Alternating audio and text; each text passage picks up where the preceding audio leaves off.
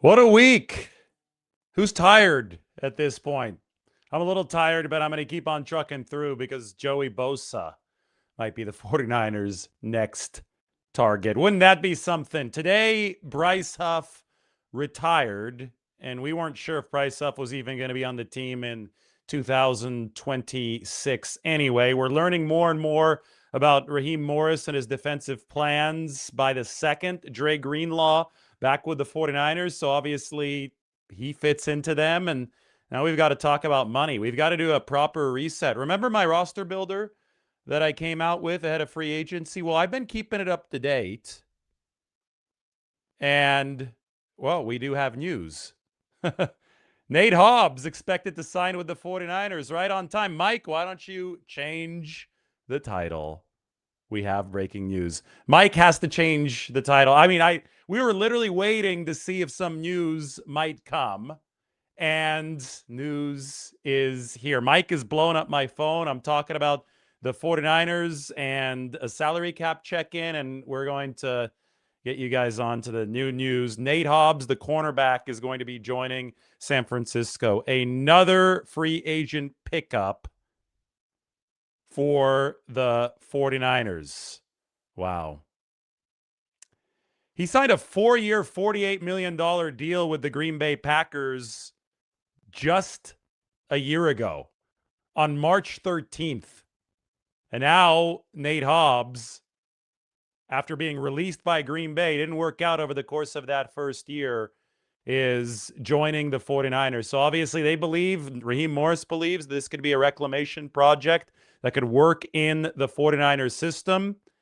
We have talked about them potentially giving some pressure to Renardo Green. I still remember the yelling match that Renardo Green and Kyle Shanahan had on the sideline, and it wasn't Renardo doing any of the yelling. It was Kyle Shanahan during the divisional round of the playoffs. Obviously, Deommodore Lenoir is the 49ers' best corner.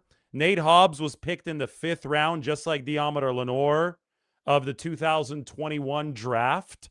So this is, I mean, obviously very parallel paths in the NFL. Both of them got paid. Lenoir, obviously, a bigger contract. Hobbs was initially with the Raiders. Then he got paid by the Green Bay Packers.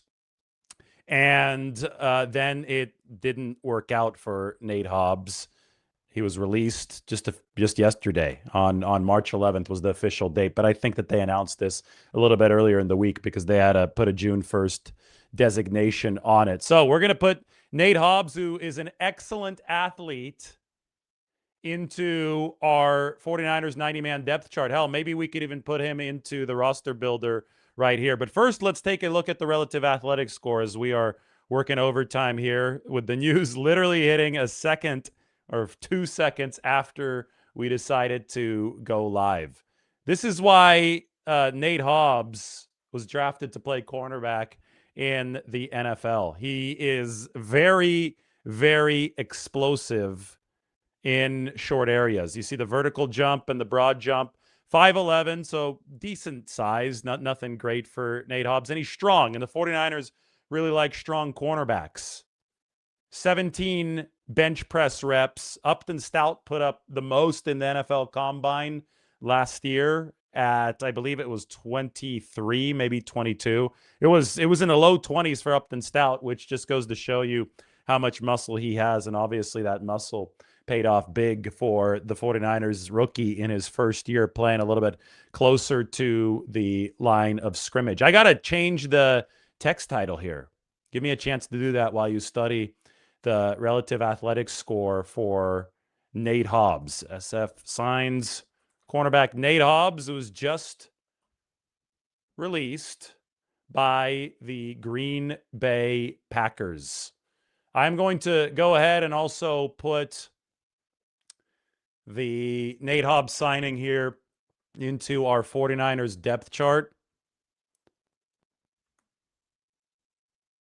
which we have just now opened up. There you go. All right, so this is going to be signing number or player number 68 on the 49ers 90-man roster. I'm going to put him behind Renardo Green for right now. I think this gives the 49ers some optionality. I'm sure that we don't have numbers yet, I think, right, Mike, on Nate Hobbs. Once we have numbers, if you can let me know, we'll know how much they're paying him. He obviously was just released. I want to take a look at his guaranteed money with the Green Bay Packers because there could be some offset money here too for the 49ers after he signed a 4-year deal, if anything was guaranteed heading into this season. But the 49ers have Luter right now as a second string cornerback behind Renardo Green. Why don't we move Saran Neal since he doesn't really play corner for the 49ers? He's more of a special teams guy. Why don't we move him further down the depth chart? Why don't we put Nate Hobbs behind Diamador Lenore? I think pecking order wise, that's the best way to do it because Hobbs, I would think, has more ability and has, performed more in this league at the cornerback position than Darrell Luter Jr., who's been primarily a backup and a special teams guy. So we're going to go ahead and highlight Hobbs in the teal. That stands for a new defensive free agent. Hobbs joins Dre Greenlaw as the 49ers' 2 free agent signings on the defensive side of the football. Still 26 years old, and as I just showed you guys, a good athletic profile for Nate Hobbs, who was released by the Green Bay Packers. So the 49ers trying to build that secondary in Raheem Morris's vision. And Mike's got a video for us. Why don't we get this up onto the screen? Video is courtesy of Dominique Yates, and this is Nate Hobbs speaking recently.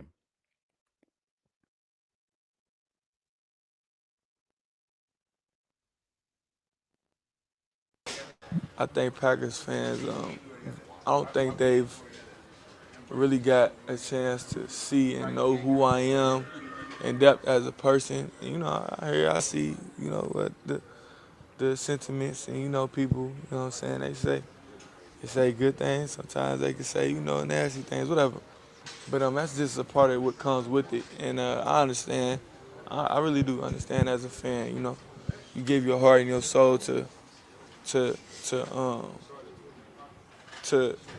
this ride, you know what I'm saying, as a fan. So when somebody's not performing up to what you thought or this, that, and the third, it could be, you could be like, what the hell you got going on, man? But my message to the Packer, the Packer Nation is, I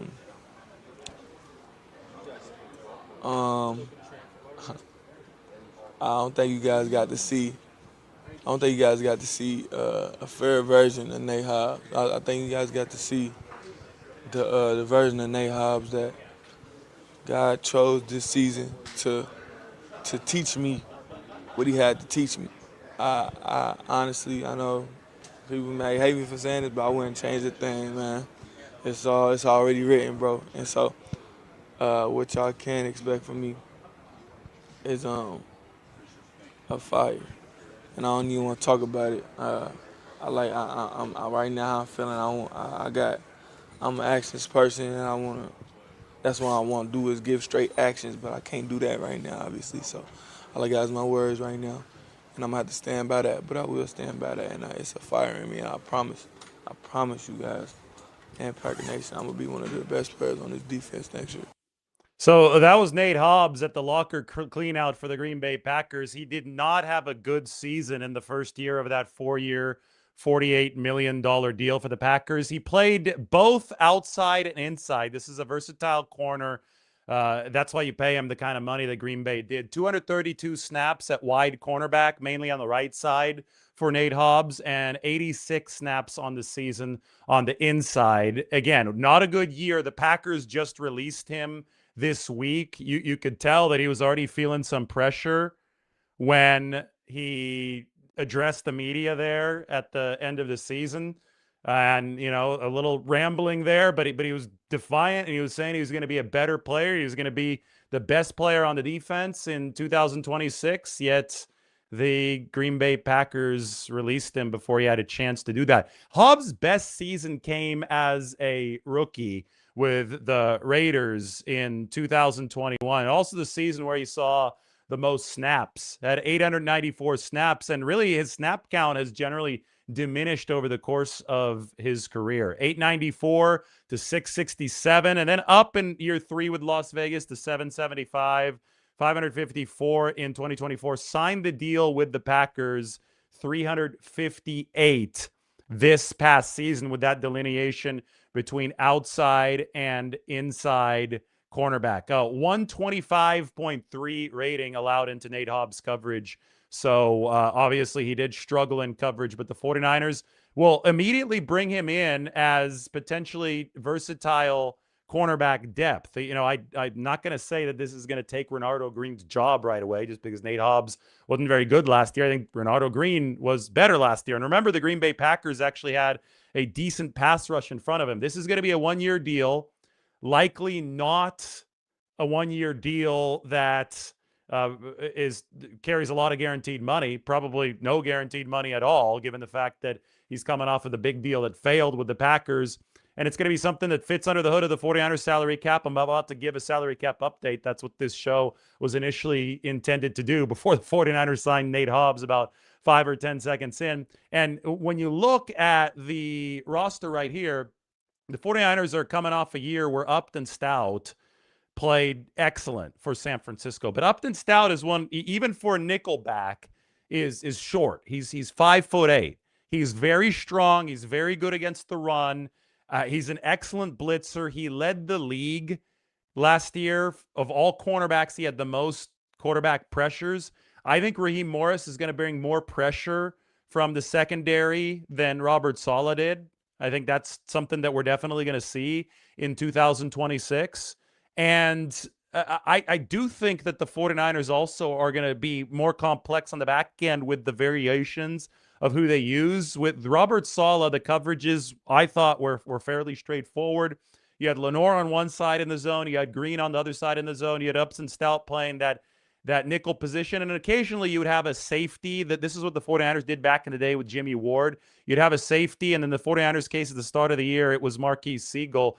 Flex down toward the line of scrimmage and play a lot of coverage, like man-to-man coverage. That's how the 49ers would pick up some of these more pass-heavy attacks in the league, some of the slot receivers in the league. And often it was the safety that was covering the slot receiver and not Upton Stout. It would obviously all depend on alignment. So when you add another cornerback into the mix, especially somebody who has some sort of a starter's pedigree like Nate Hobbs, if he impresses the 49ers enough, I can see him getting onto the field in some nickel and potentially even dime packages. I am excited to see what Raheem Morris does in that regard. If he's going to run some more DB-heavy stuff, which is very possible if the 49ers run some more five-man fronts. Because if you're dedicating essentially an extra defensive lineman into the fold, you're going to want to make sure that you've got enough speed to make up for it on the back end, because you're heavier on the front end, right? So they call the 5-1 penny front, right? That means 5 defensive linemen. Some of them are lined up as outside linebackers. Some of them are not going to have their hands in the dirt. And then you're going to have that one focus linebacker. That's something that the Falcons ran a lot when Raheem Morris was the head coach there. Then beyond that, you could potentially have the adaptability for a more defensive back-heavy alignment behind that 5-man front, which is meant to take away the run, but also maintain enough speed and flexibility on the back end to take away some of the passes. It is really one of the defensive alignments that's risen in popularity recently in the NFL. So, there have been injuries for Nate Hobbs over the course of his career. He was hurt last year. I told you guys that the snaps went down for Nate Hobbs in essentially every single season of his career. There was that little blip up in year 3, but he has been unable to stay on the field for a full season. 49ers taking a flyer on the 26-year-old cornerback. In preseason, he missed the season opener against the Lions due to a meniscus that he had torn in August, so he was put right behind the 8 ball to begin the season. Weeks 10 to 13, he missed time with a sprained MCL in his other knee. And then from week 17 until the end of the season, Nate Hobbs was placed on season-ending injured reserve following a torn MCL against Baltimore. I still remember that game. That was a loss for Green Bay late in the season. Then you heard his press conference or his interview session at his locker on locker cleanout day in Green Bay, he was vowing to be one of the best players on the defense in 2026. But apparently the Packers had seen enough and they released Nate Hobbs. 49ers happy to swoop in to pick up the very explosive 5'11" corner who's played on the outside and on the inside. It sounds like his best football last year for Green Bay came at slot, but again, we're getting one clue after the other to see exactly how Raheem Morris is planning to construct this 49ers defense. And the initial look that we had was Osa Odighizuwa, who came in via trade yesterday. I think that you could predate that by looking at the Matt Eberflus hiring for the 49ers. So now we're sure that San Francisco's staying in a four-man front if we weren't sure before. I mean, John Lynch had almost explicitly said that, but they're going to stay in a four-man front. They're going to be adaptable with the defensive ends, more adaptable than they were in the past under Saleh. So I think that expands the 49ers' range of defensive end talent, like with Bryce Huff retiring, somebody like Joey Bosa, who's more of a three-down defensive end. Arnold Ebiketie just signed elsewhere. He signed with the Philadelphia Eagles. He's more of a lighter defensive end. I don't think that the 49ers are as interested in those types anymore. I think that they're going for those bigger bodies on the outside so they can maintain some 3-4 adaptability so they can imprint those five-man fronts. So we have hints along the defensive line. We have a hint that they're still going to emphasize the linebacker position because they want Fred Warner's running mate, Dre Greenlaw, in there. And now we get our first look at what the 49ers might do in the secondary. And we've said, okay, are they going to add a corner to present some more depth behind Lenore, Renardo Green, and Upton Stout? The answer is yes. The 49ers have added a corner in free agency, and it is Nate Hobbs coming off that big contract with the Green Bay Packers. Mike is sending some of the statistics over here. His 2025 season was characterized by his role as a versatile defensive back, as we were saying, who could line up both outside and inside. He contributed primarily in coverage situations while also showing his ability to play near the line of scrimmage in some hybrid roles. And I expect some more of those hybrid roles from Raheem Morris, but we're still piecing together exactly what those are going to be. 2 tackles for loss last year for Nate Hobbs. No interceptions or forced fumbles. One thing that I think Raheem Morris is going to love about what the 49ers have with Upton Stout are the 20 pressures, the league high 20 pressures that he delivered last year. Because Upton he's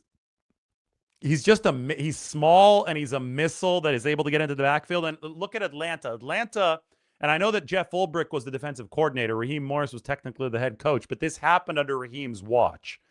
The Falcons blitzed at the second highest rate in the league last year. The Falcons, only Brian Flores in Minnesota, who consistently leads the NFL in blitz rate, was more active sending extra rushers.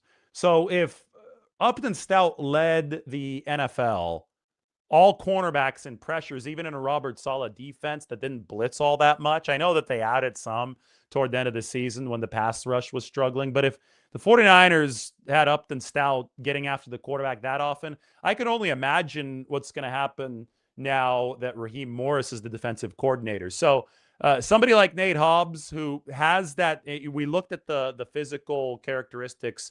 I think this has shown up over the course of his career, especially with the Raiders, and a couple times of those tackles for loss for the Green Bay Packers. I think that he is good near the line of scrimmage. I think that he is good and athletic enough to be able to make some plays in traffic. I think that he does have the forward explosion to be able to get into the backfield, make some tackles for loss, maybe even blitz a little bit more, because I do expect that in the playbook for the 49ers defense this year. I want to look up his exact pressure stats and how many times he was asked to pass rush. Yeah, see, he wasn't asked to rush all that much with Green Bay, but with the Raiders, there were seasons where they called 21, 24, and 23 blitzes respectively. In three seasons, he blitzed nearly 75 times for the Raiders. And he delivered some pressures too. His rookie season, 9 pressures in 21 blitzing attempts, which is solid. Hit the quarterback 3 times. He sacked the quarterback once. So this is somebody who has been asked to rush the quarterback before. And I really think, given what the 49ers have personnel-wise on defense, that is something that they might ask their cornerbacks to do more of this year, especially given the history of their head coach and their defensive coordinator, or given the history of their defensive coordinator, Raheem Morris, who was a head coach of a very, very blitz-happy team in the Atlanta Falcons. The 49ers have signed now today 2 players who were released by last year's team, Dre Greenlaw and Nate Hobbs. And typically you can get those types of players for a discount. So let's update our roster builder. I know that when we started this, we were talking about Joey Bosa and how much money the 49ers might have to sign him, because I think they do want to get another edge rusher, especially with Bryce Huff now retired. I can talk about the financial ramifications of the Bryce Huff retirement. By the way, we should do that right here. We should switch Bryce Huff's cap hit to $0. And we should, it's going to act like a cut. They did release him today because that was a procedural move. Bryce Huff had $1 million due as a roster bonus tomorrow. So that's why the 49ers released him. He's no longer on the team. And now they have added Nate Hobbs at the cornerback position. So what you do on the roster builder is that I don't have Hobbs actually because he hadn't been released yet at the time that I made this. But we'll select budget veteran from the drop-down menu. Let me show you guys right here. You go down and you select budget veteran. I'm thinking his cap hit's not going to be much more than this, $1.3 million. We can write Nate Hobbs in on the side. And essentially where the 49ers are at right now, salary cap-wise with my calculator, you could see they've got 43 of 53 spots taken on the roster, and they have $11.2 million of salary cap space remaining. So purging Huff via retirement essentially paid for both Dre Greenlaw and Nate Hobbs. But they're fairly low on salary cap space. Those of you who have been following along will remember that the 49ers were very, very close to $50 million at the start of all this.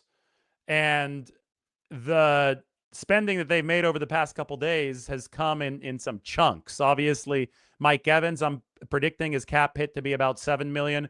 There's one big hit here for Osa Odighizuwa, who came in via the trade at $16.75 million. So the 49ers have to absorb that. And it's taken everything down to that $11.2 million. Still room to work, but I think that at some point they're going to have to make some of these restructures. Nick Bosa might be one of them. And Trent Williams, obviously, when you sign Trent Williams to this extension that we expect to happen, it's a tough needle to thread. You can lower his cap hit down to $24 or $25 million.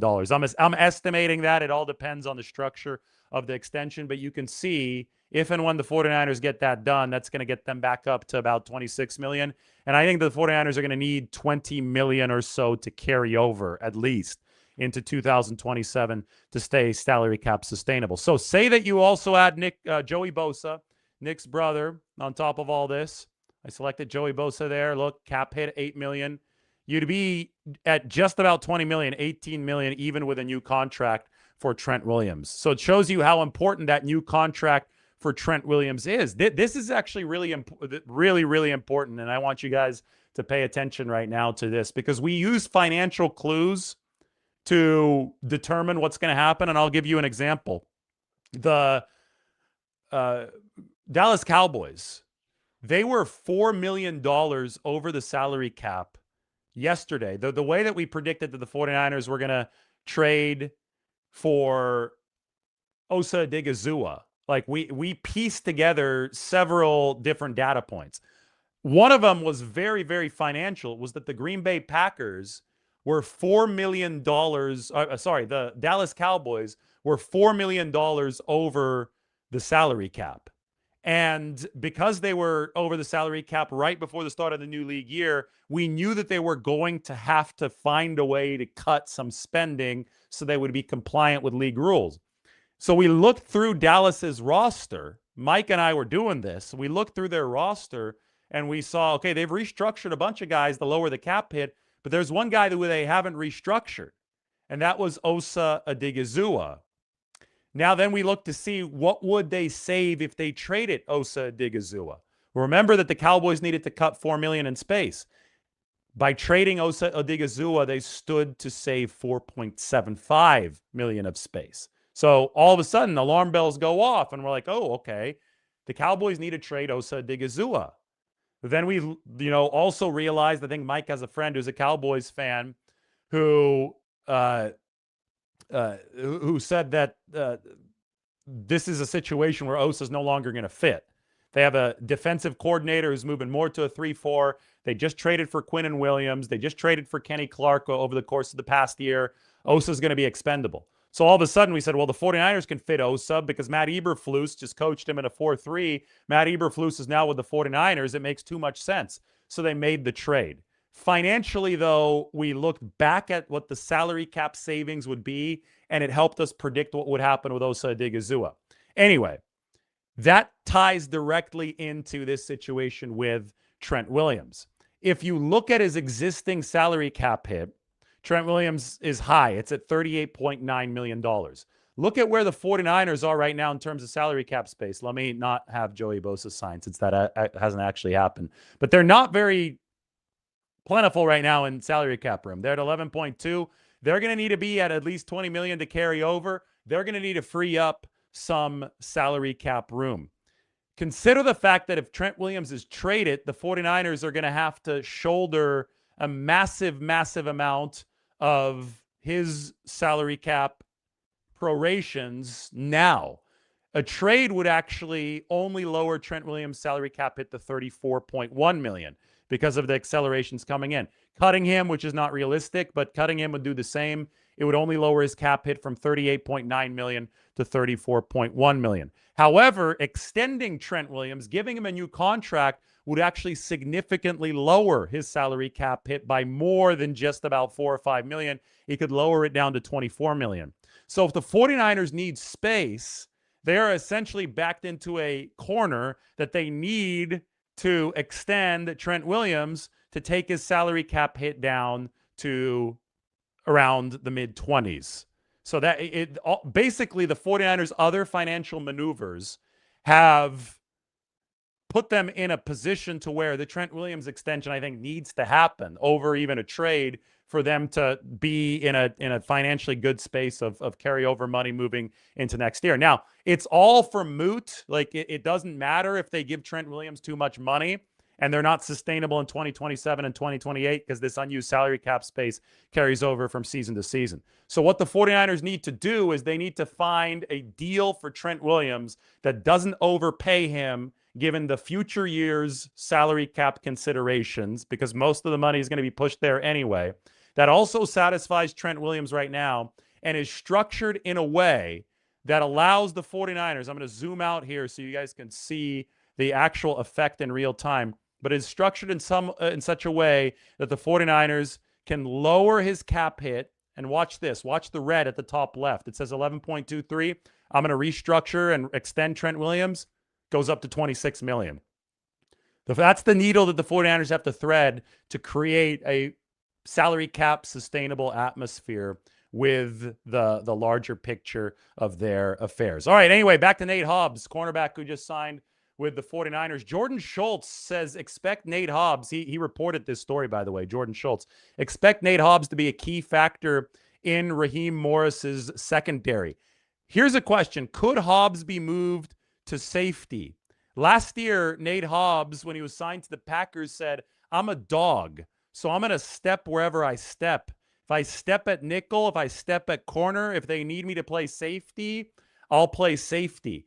A lot of teams are starting to run these three safety sets. I mean, the 49ers did it to get Talanoa Hufanga on the field for the first time back in 2021. This goes right with what I was saying earlier, in that Raheem Morris is probably going to add some more creative alignments to the 49ers secondary. And I think that Nate Hobbs could potentially fit those alignments. Again, we've shown you the athletic measurements of Nate Hobbs. He was productive enough and promising enough with the Raiders to get that $48 million deal with the Green Bay Packers. So this is no random guy off the street. This is somebody who had signed a moderately sized contract with the Green Bay Packers, who was then released, was very hurt through much of last season, and is now with the 49ers, slotted into their secondary again. We'll zoom in. I have him behind Deommodore Lenoir, but he played his best football at the nickel position. So, another thing too, Upton Stout, I believe, is a missile-like weapon. I don't think that you have to consider Upton Stout to be your prototypical nickelback, especially since he's shorter than even most nickelbacks in this league. And there's going to be some taller receivers playing in the slot. I firmly believe that the 49ers, by bringing Nate Hobbs in, can assign him some standard nickelback duties and then let Upton Stout be a little bit more of a rover.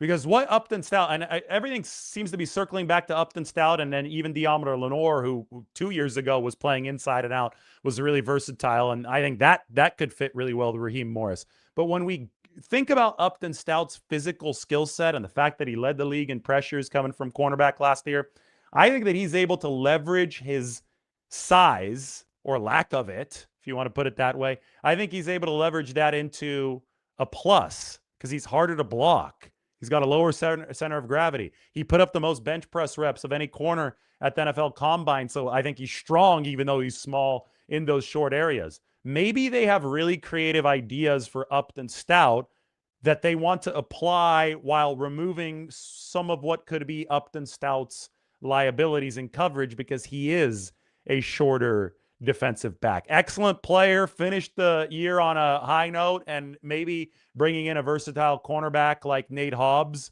could allow the 49ers to display that creativity with Upton Stout.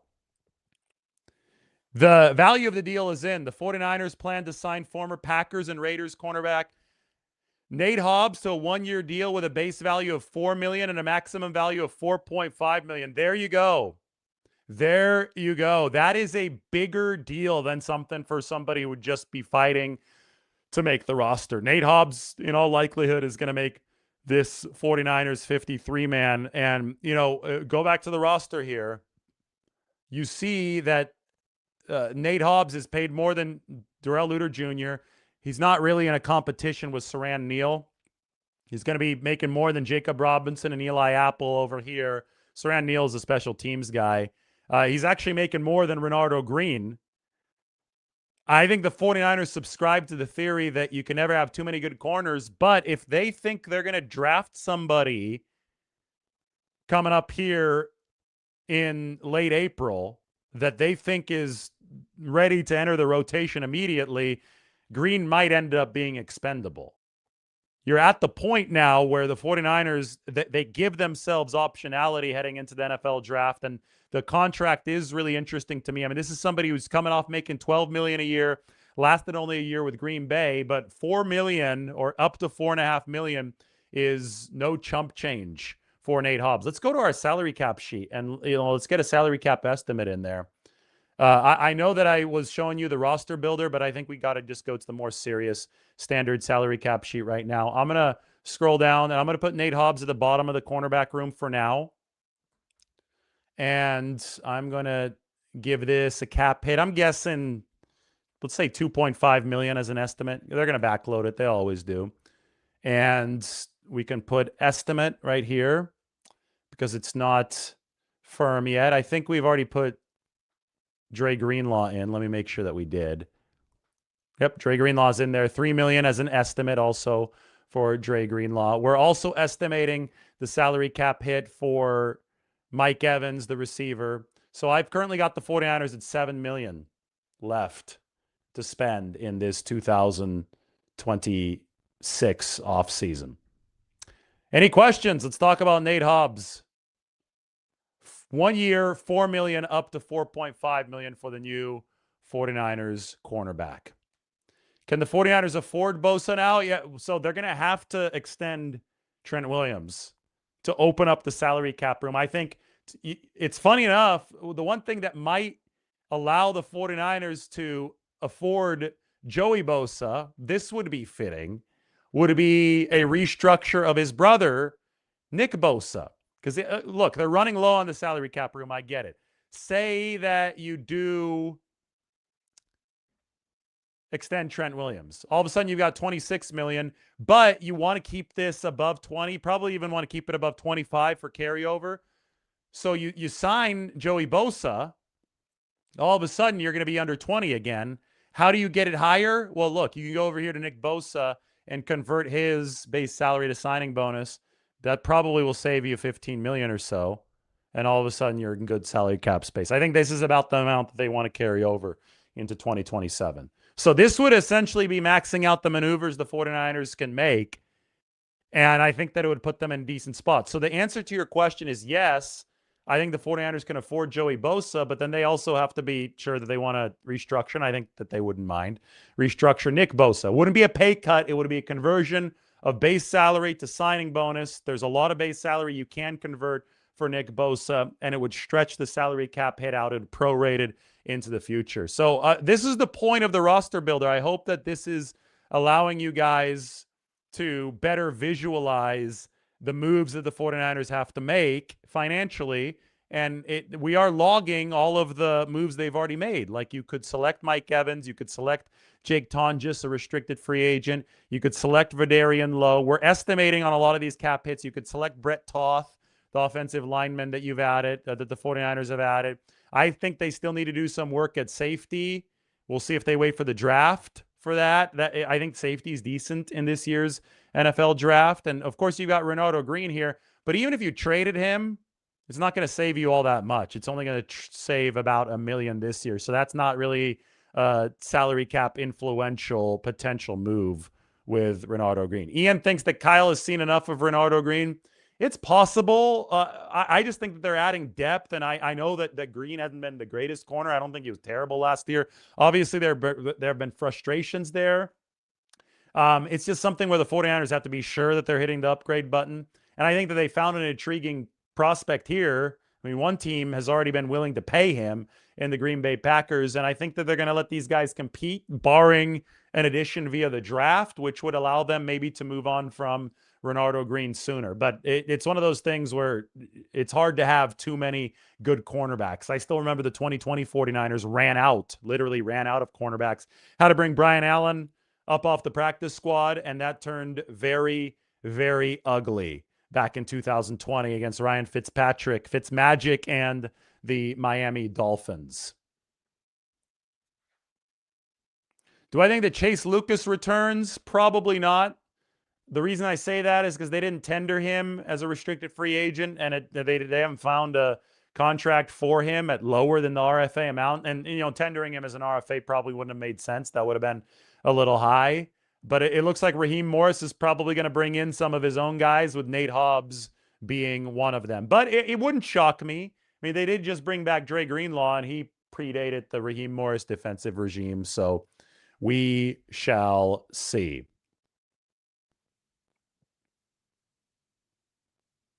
How about left guard? I believe the 49ers are going Ben Barch at left guard with Brett Toth as the backup there. Matt Hennessy, the backup center, signed elsewhere today. So that means that maybe Brett Toth is going to be the backup center for the 49ers as well. Good offensive lineman that came up through Philadelphia's system that the 49ers signed a couple nights ago. New member, thank you, Antonio Sanchez, for joining. Shout out to Antonio Sanchez. You can become a member of the channel too. The button should be right there. I think it's easier to sign up on desktop than it is on the phone. A little bit earlier today, I wrote this article. I mean, I opened the show talking about, isn't it tiring? And I said, are you guys tired yet? And if you weren't tired at the start of this show, about 2 minutes in, the 49ers made another signing for Nate Hobbs, the cornerback. But Mike Evans talked today for the first time as a 49er. Dre Greenlaw signed back to San Francisco. Bryce Huff did retire. I intertwined all of this on the San Francisco Standard into this article that you should go ahead and check out. And I'm going to go ahead and send this over to Mike for addition into the description. Thanks, Mike. Appreciate it. Other news today, the Bryce Huff retirement. This will be cool in case you have some Philly fans to remind of this. But Bryce Huff, the 49ers didn't owe him any money in 2026, so full $17 million in savings for the 49ers. They feel $5.4 million this year. They get the rest next year, but it's $17 million regardless of how you look at it, because unused space carries over from season to season. The Eagles ended up paying most of the bill for Huff's time with the 49ers because they paid over 50% of his salary last year. So Huff, who wasn't really liked in Philadelphia, had a tough time there, tore his wrist ligament, didn't fit in the system. He did finish his career by delivering some key plays to help beat the Eagles in the postseason. Nice dose of revenge for Huff at the end of his career. Eagles paid him the majority of his salary this year, and then he was able to beat them in the playoffs. Had a nice tackle for loss. That was a very, very key play. Fans booed him. Bryce Huff, though, got the job done. Somebody saying Trent has to be signed, or all of this is, I don't know what that word is, that worthless. Yeah, I think that the easiest way to financial independence for the 49ers is to re-sign Trent Williams, to find a price that works, because they could lower his salary cap hit, carry over more room. The $39 million salary cap hit is very challenging for the 49ers this offseason because I've showed you the different machinations. It's really hard to do all that they want to do, and they're doing a lot this offseason with Trent Williams' number being that high. Yes, the new signing, Nate Hobbs, is only 26, so it's probably still some developmental meat left on the bone. So here you're saying don't mess with Upton Stout. He belongs where he is. That was the glory of Upton Stout. He was all over last year. He was blitzing. He was covering. He was there in run support. I'm not saying move him to outside cornerback and do crazy stuff. I'm saying be as adaptable as possible with Upton Stout, because I think he is at his very best when he can attack the football, when he's not necessarily locked into having to cover somebody. Maybe Upton Stout blitzing is something that you want to do more of if you're the 49ers. So if Nate Hobbs is out on the field, you have him as your coverage cornerback at a few inches taller than Upton Stout. Upton Stout can unleash some surprise blitzes. Upton Stout can start doing some stuff with his height. He's only 5'8". He can sneak up on you. And I think that the NFL is all about deception, and the NFL is all about using some of the, anomalies here. And Upton Stout's an anomaly with his size and his prodigious strength. I think the 49ers can use him in a very creative way. So I'm not saying do something that would be bad for Upton Stout. I'm saying allow him to do more of what made him such a good player as a rookie.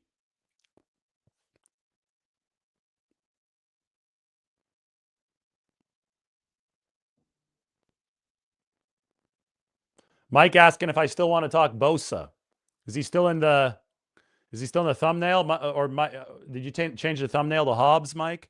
Change the thumbnail to Hobbs if you haven't changed it yet. But, I mean, Bosa had over 50 pressures last year. I think that Bosa is – oh, yeah, he changed everything. We could talk Joey Bosa on a different show. Joey Bosa is a good player, and he stayed healthy last year.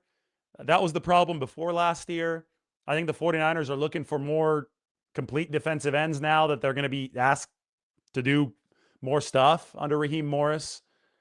I think that it would be a good signing if the 49ers can get it done, but obviously they are in a tighter space financially with the salary cap room that I have just illustrated. All right, Nate Hobbs, the cornerback, has joined the 49ers.